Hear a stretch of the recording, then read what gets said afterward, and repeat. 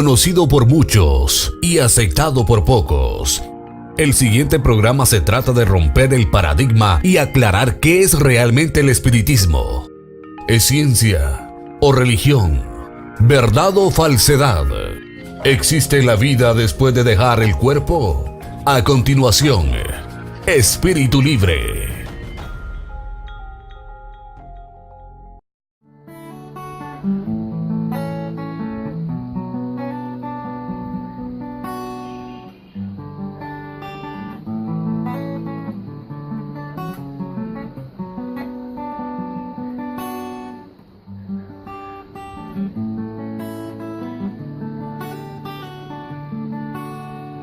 Jesús es algo más que una simple y llana teoría. ¿Qué haces, hermano, leyendo la Biblia todo el día? Lo que allí está escrito se resume en amor, vamos, ve y practícalo. Jesús, hermanos míos, es verbo y no sustantivo. Jesús es más que un templo de lujo con tendencia barroca. Él sabe que total a la larga eso no es más que roca. La iglesia se lleva en el alma y en los actos, no se te olvide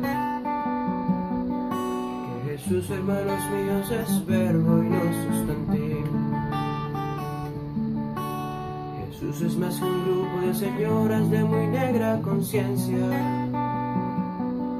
que pretenden ganarse el cielo con club de beneficencia. Si quieres ser tu miembro activa, tendrás que presentar a la directiva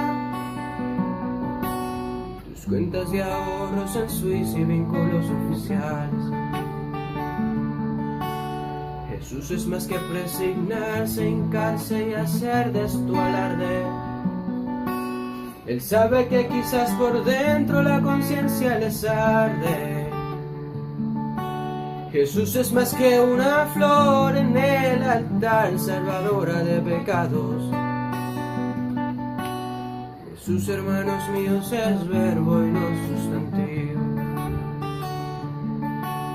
Jesús convertía en hechos todos sus sermones. Que si tomas café es pecado, dicen los mormones. Tienen tan poco que hacer que andan inventando cada cosa. Jesús, hermanos míos, es verbo y no sustantivo. Jesús no entiende por qué en el culto le aplauden. Hablan de honestidad sabiendo que el diezmo es un fraude. A Jesús le da asco el pastor que se hace rico con la fe. Jesús, hermanos míos, es verbo y no sustantivo. De mi barrio la más religiosa era doña Carlota. Hablaba del amor al prójimo y me pinchó 100 pelotas. Desde niño fui aprendiendo que la religión no es más que un método. Con el título prohibido pensar que ya todo está escrito. Me bautizaron cuando tenía 2 meses y a mí no me avisaron. Hubo fiesta, piñata y a mí ni me preguntaron. Bautízame tú, Jesús, por favor, así entre amigos. Sé que odias el protocolo, hermano mío. Señoras no dividan la fe, las fronteras son para los países. En este mundo hay más religiones que niños felices. Jesús pensó me hará invisible para que todos mis hermanos dejen de estar hablando de mí y me extiendan la mano. Jesús, eres el mejor amigo del amor que te profeso. Tengo mi conciencia tranquila, por eso no me confieso. Rezando los Padres Nuestros, el asesino no revive a su muerto. Jesús, hermanos míos, es verbo y no sustantivo. Jesús, no bajes a la tierra, quédate allá arriba.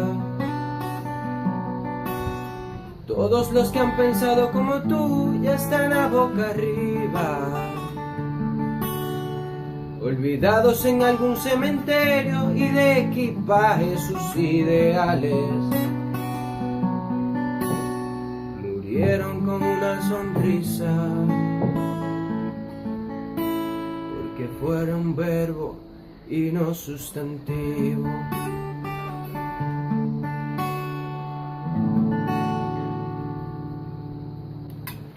Mi nombre es Reina Isabel Barrios y vamos a compartir para ustedes la evidencia del Señor. El hombre no está para recibir mis palabras. Cuán pocos son los justos y los que quieren mis enseñanzas y me aman con el amor puro del alma. El hombre me amaría si practicando mi doctrina pudiera acumular riquezas y títulos, pero ¿cómo para amarme en vez de poseer riquezas ha de poseer virtudes y ha de preferir las miserias del mundo como son el sufrimiento, la pobreza, el dolor? Muy pocos lo prefieren, y pensar que el que no sea así no es amador mío. Me adoran con sus palabras, pero su corazón no está conmigo. No confíes en los que me aclaman en alta voz, pues muchas veces lo hacen para ser visto de los hombres. El que me ama me lleva en el corazón y me guarda dentro de él. Su amor fiel no se enfría jamás. ¿Cómo queréis que el hombre de la tierra quiera de lo mío, si cuando estuve entre ellos oyeron mis palabras, vieron los hechos y fueron muy pocos los que me siguieron? Muchos hablan de mí y me ponen de piedra angular, pero son fariseos que dicen y no hacen y tienen en la boca lo que está lejos de su corazón. Oh, hombre de la tierra, ¿cuándo despertarás? ¿Cuándo abrirás tus ojos? ¿Cuán largo es tu sueño? ¿Cuánto sufriréis por ello?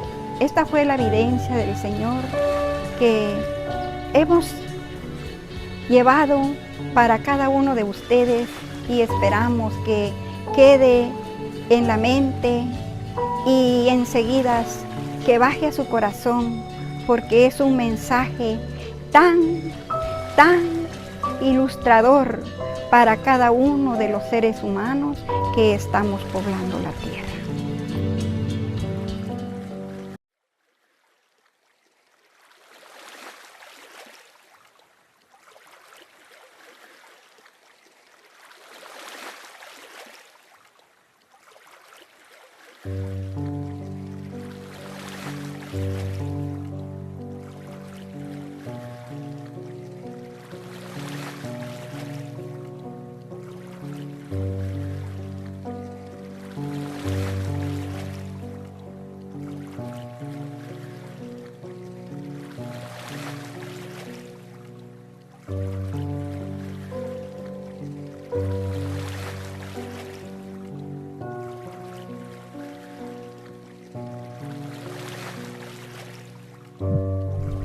Hermanos míos, las causas de mi muerte pueden definirse así.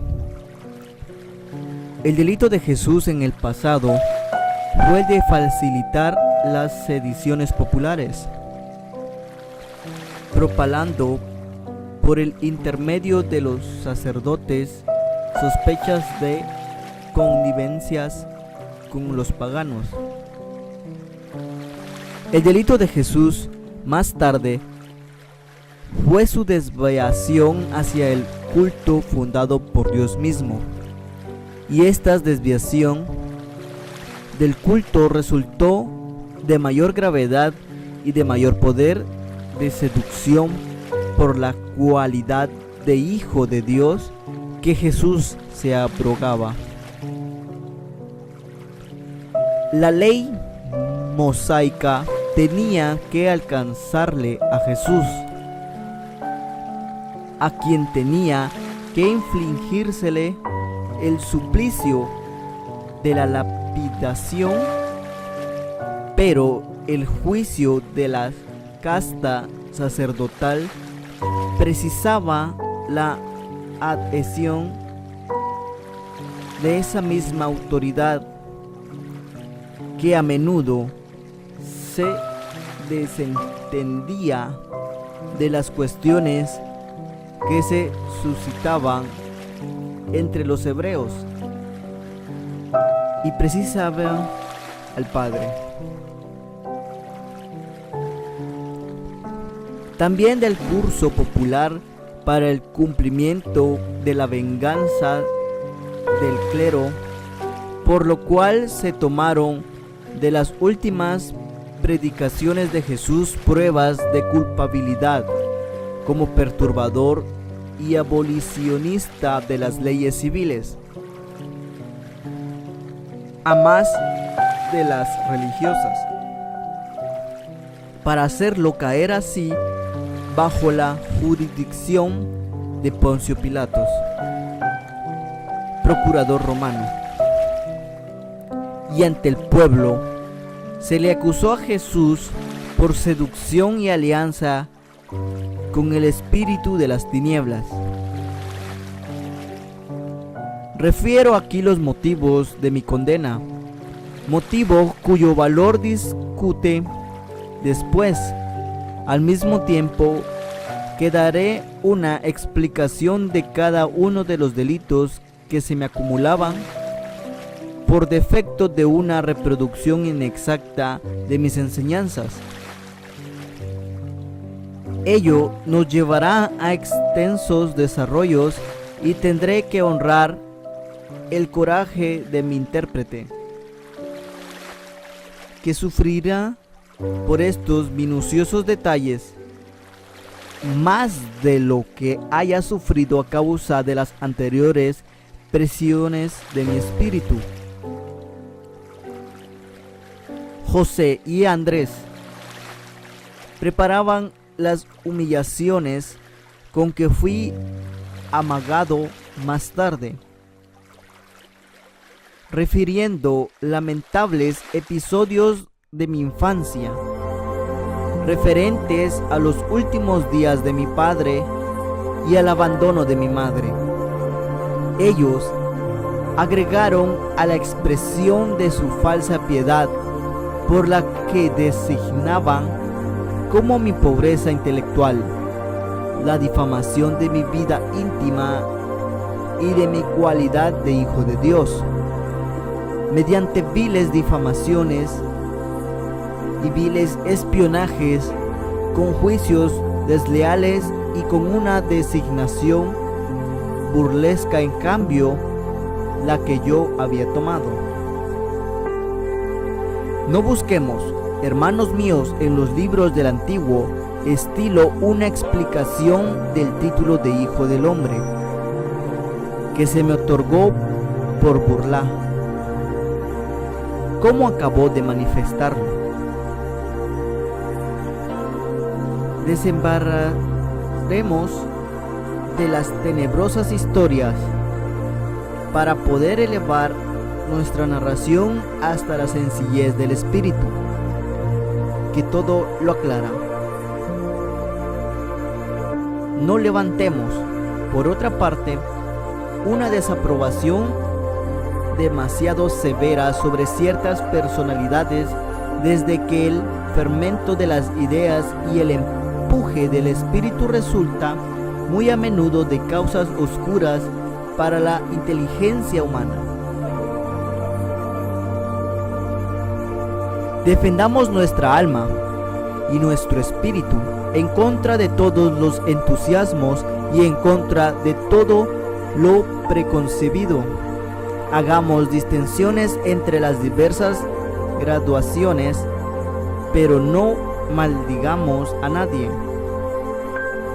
Hagamos de la vida de Jesús un código de moralidad para todos los hombres y esforcémonos en demostrar que la vida humana debe ser respetada, porque ella es una emanación del alma divina.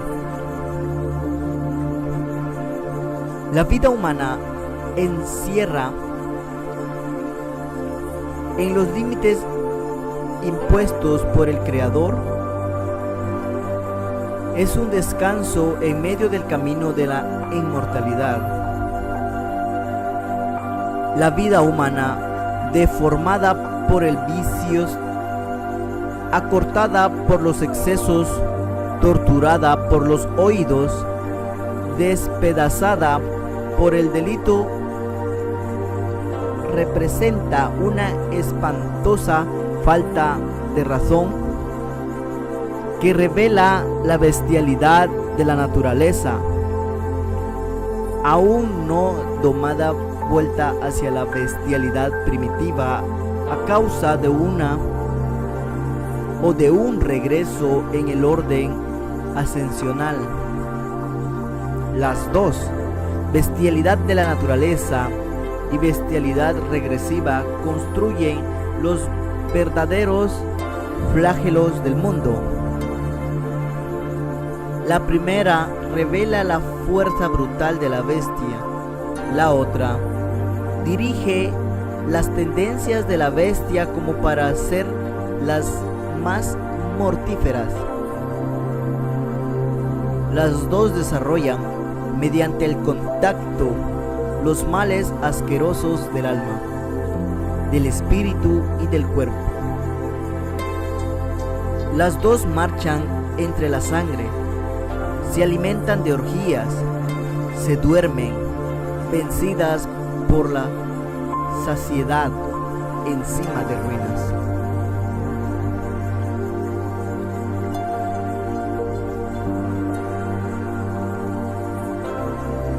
Defino las heridas de mi alma para caracterizar el acercamiento que existe entre las almas humanas. Explico la culpable intención de los que me desconocieron para devolver hacia mí una dulce resignación a los que se ven calumniados. Declaro enemigos míos a los que perspicaces, a los orgullosos, depravados, reconociendo en cambio como nuevos discípulos a los hombres de buena voluntad, a los humildes, a los deshechores de bienes del mundo, a los hambrientos de los tesoros eternos. Siempre digo, el que no está conmigo está en mi contra. Felices los que hacen provisiones para la vida futura, que caen en la pobreza voluntariamente durante la vida presente. El reino de Dios les pertenece. Buscad y encontraréis, llamad y se os abrirá. La luz y la verdad son dones de Dios.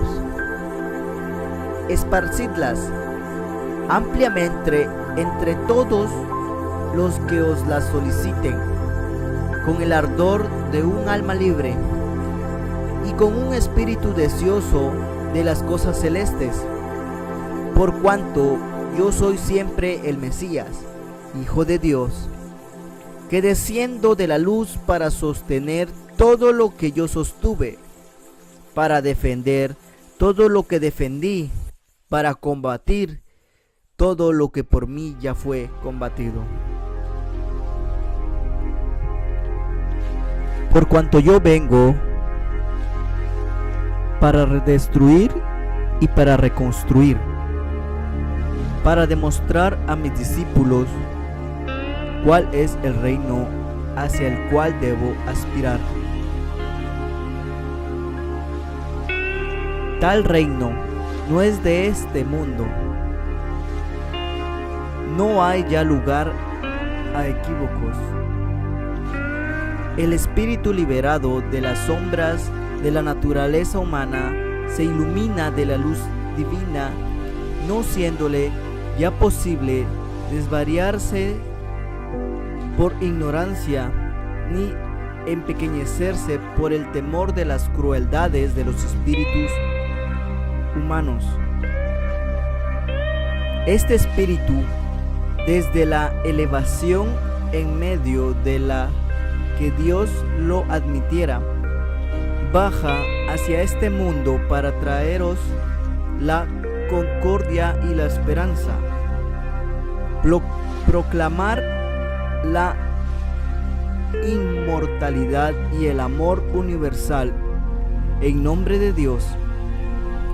Volvamos, hermanos míos, al punto en que os dejé a fines de mi último capítulo.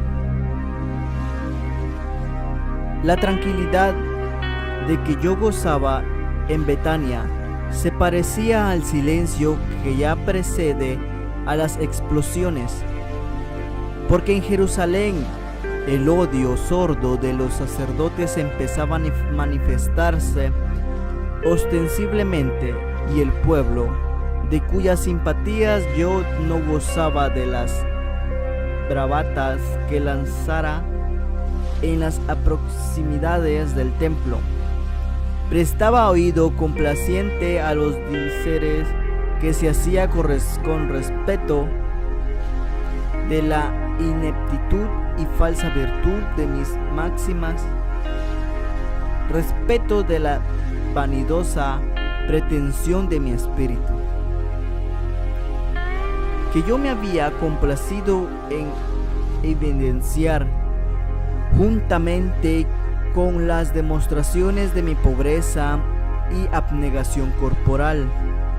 Mi madre se encontraba en Jerusalén debido a un llamado de María de Magdalena. Ella había formado en esos momentos una inquebrantable voluntad. Se negó a volver a Nazaret y me vi obligado a contemplar hasta mi muerte en su tristeza, que constituía un vivo reproche para mi sacrificio. Ese dolor que penetraba en mi alma, debilitándola, María Magdalena hacía derroche ante mí y mi madre de toda esa energía que puede arrancarse de la pasión y de toda la dulzura y suavidad que nace de la plegaria. Se retorcía en los espasmos de la desesperación y se orillaba piadosamente para pedirle a Dios y el poder de abatir mi resolución. Ella se arrojaba a mis pies para manifestarme con voz baja y temblorosa todas las felicidades de un amor puro, pero invasor de los resortes del alma y de las facultades del espíritu. Después se levantaba, abrazaba a mi madre y la cubría de besos frenéticos, y me suplicaba que las salvara a las dos de la muerte y del infierno, a donde a las dos las arrojaría mi súplico y mi gloria. El renovarse de tales demostraciones producía sobre mi espíritu el efecto de accidentes que interrumpen el curso de los pensamientos. Me sentí acabado por la emoción cuando alguna feliz sacudida venía a arrancarme de los brazos maternos que pretendían retenerme con su contacto ardiente, capaz de volverme loco o cobarde. A María de Magdalena no la quería solamente mi madre. Los dos, mis discípulos y las mujeres venidas de Galilea también la querían. Marta, Simón, la joven María, notaba en ella las sólidas condiciones de la mujer desengañada y cansada de los placeres mundanos. Al mismo tiempo que descubrían en ella el semblante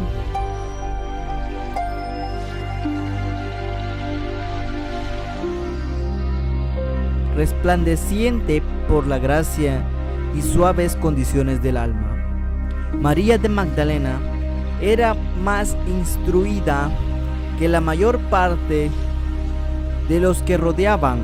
Ella me era deudora del desarrollo de su espíritu y de la seguridad de su juicio. Pero aún antes de habernos encontrado, ella poseía ya más conocimientos de los que poseían en general las mujeres de este tiempo. Mas hubiera sido completa si la concentración de su alma hacia una persona, si bien amaba no obstante a Dios con sinceridad. Pobre humanidad.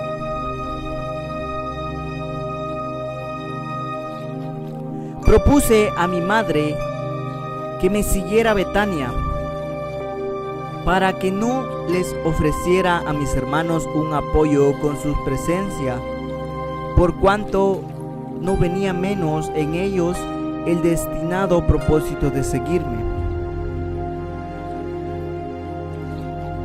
Puse de este modo un fin a nuestras penosas reuniones. Mi madre me tenía más cariño a mí que a sus otros hijos. La elevada opinión que ella concibiera respecto de mi destino, cuando mi tío Jaime quiso participar de mis fatigas y de mis peligros, sirvió para exaltar ese sentimiento de hijo de los cuidados e inquietudes que le había proporcionado el más endeble y menos simpático de los miembros de su numerosa familia. Después de nuestra última entrevista de Nazaret, mi madre alimentaba un solo deseo: salvarme de la muerte. El descubrimiento que ella hizo del profundo afecto de María le proporcionó una esperanza a la que así asoció todos los demás medios personales que consideró útiles para su propósito. Madre infeliz, 100 veces más infeliz que se hubiese comprometido desde el mártir o desde el principio de la inutilidad de su esfuerzo, mártir humilde, cuyo matrimonio y martirio fue 100 veces más cruel que si hubiese aceptado como una orden de Dios la renuncia y la separación. Hermanos míos, la expansión de un alma en Dios no basta para darle la suprema comprensión de la fe. Y mi madre, mi tierna madre, toda llena de las teorías de una religión imperfecta, no podía, a pesar de su confianza en mí, hacer tabla rasa de todos los que había creído y practicado hasta entonces. La libertad del alma se adquiere mediante la fuerza intelectual del espíritu. Por fuerza intelectual no entiendo las aptitudes más o menos pronunciadas por el destructivo o por la libertad.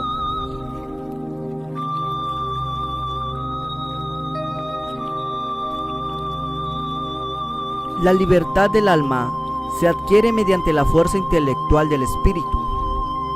Por fuerza intelectual no entiendo las aptitudes más o menos pronunciadas para el estudio de las ciencias exactas, sino el impulso positivo de la idea hacia la solución de tal o cual problema colocado en el campo de lo infinito. Entiendo determinar la fuerza intelectual del espíritu, alimentándola con el deseo ferviente de conocer los orígenes e imprimiéndole el sello de una voluntad inalterable de avanzar siempre y más. Rechazar una creencia que ya se apoya tan solo sobre viejos prejuicios y erróneas referencias para abrazar una fe radiante de verdad en medio de un cielo de luz fascinadora e infinita, es un hecho que no puede pronunciarse sino con el derrumbe de las aspiraciones materiales, con la absorción del principio terrestre del espíritu efectuado por el principio espiritual del mismo espíritu. Es entonces que se rompen las ligaduras del alma y que ella, en posesión de su libertad, sigue al espíritu que se encuentra en posesión de sus fuerzas. Dios no se revela al alma que, aunque amante, resulta la esclava de un espíritu que obra únicamente por las solicitaciones y no por propia ciencia y convivencia. Dios, pues, no se revela sino a medidas a la mujer piadosa, pero ignorante de las fatigas que llevan hacia las delicias de la fe, de esa fe sin condiciones y sin terrores, que se cierne por encima de los peligros y sonríe en medio de las torturas, que recibe luz de la faz divina para llenar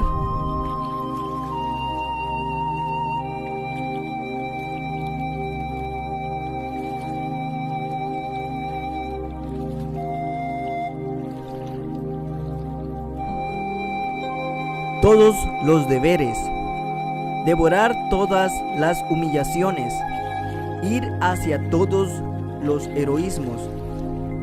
Si mi madre hubiese hecho más fácil mi misión con su fe, hermanos míos, me hubiera ahorrado de una gran amargura durante las luchas de mis últimos días. Entre los recuerdos de la vida que huía y las promesas de la vida que se aproximaba, si mi madre y María de Magdala se hubieran asociado en toda la plenitud de la fe dentro de mis creencias, mi espíritu se hubiera mantenido a la altura de mi familia espiritual. Mientras, en cambio de la tendencia carnal de esos dos amores, debilitó mis fuerzas y preparó mi debilidad sobre el madero del sacrificio. Mi fe no se ha doblegado. Cuando la fe se establece sobre la realidad demostrada materialmente, no puede debilitarse, pero la naturaleza humana humillaba tan profundamente el espíritu agitado bajo la presión de las fantasías contradictorias que contenían y hacían hacer un esfuerzo para reconquistar esa libertad tan querida y tan necesaria para un apóstol de Dios. La dependencia de los espíritus aumenta en relación con la inferioridad del mundo en que habitaban, y agregó que a pesar de las luces espirituales y de la fuerza intelectual de un espíritu, el que tiene que sufrir más o menos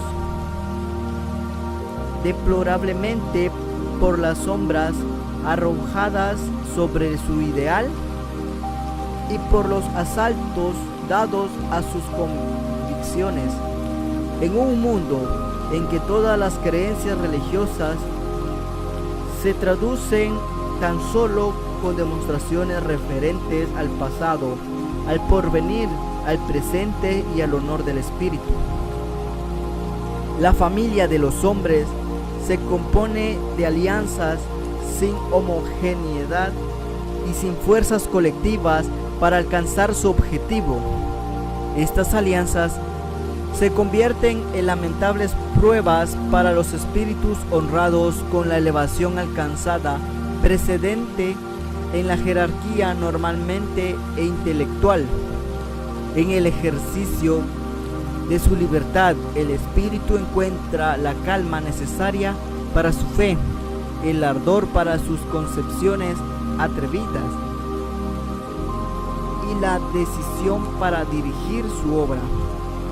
Pero, ¿puede acaso esta libertad ser completa y duradera? Desgraciadamente no, puesto que la triste dependencia de los espíritus los unos de los otros debe existir para el establecimiento de la justicia de Dios en los mundos, en que la destrucción de las especies inferiores por otras especies superiores señala una marcha progresiva hasta llegar al hombre. En los mundos en que la enorme desproporción de los espíritus entre sí proviene de una causa laboriosamente definidas por la ciencia que demostramos, ciencia que reconoce la inmutabilidad de las leyes naturales, ahora contribuyendo una ley de estos mundos, la dependencia material para el espíritu nadie puede eludirla, y el espíritu superior que se encuentra de paso aquí conquista una libertad provisoria o se entristece en la esclavitud de su voluntad. Las debilidades de la fe son inherentes a toda creencia sostenida mediante concesiones de la razón. Las debilidades en la fe construyen motivos de constante esfuerzo para todos los que practican una religión sin comprenderla. El fanatismo, que consiste en una fe ardiente privada de razón, debe considerarle como una enfermedad del espíritu. La fe verdadera jamás se prepara y se separa de la razón. Ella señala una personalidad convencida de los atributos divinos, y esta personalidad se ve obligada a doblegarse entre los deberes que ellos resultan.